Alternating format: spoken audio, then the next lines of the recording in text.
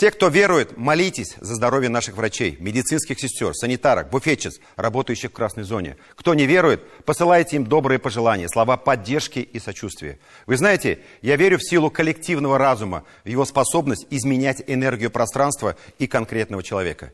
Я уверен, медицинские работники уже сегодня, благодаря вам, наши дорогие телезрители, почувствуют прилив энергии и силы для продолжения этой нелегкой работы.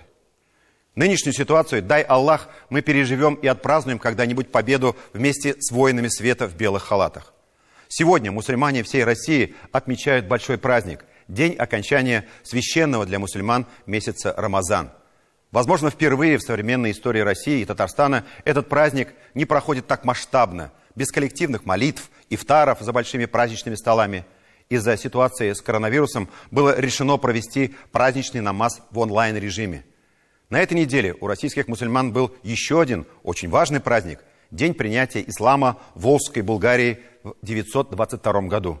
Священная земля в эти дни всегда собирала тысячи паломников со всего света, которые приезжали поклониться памяти предков. Каждый год наша программа освещала праздничные мероприятия, которые в этом году, увы, не состоялись. Все выпуски программы «7 дней» смотрите на YouTube-канале ТНВ.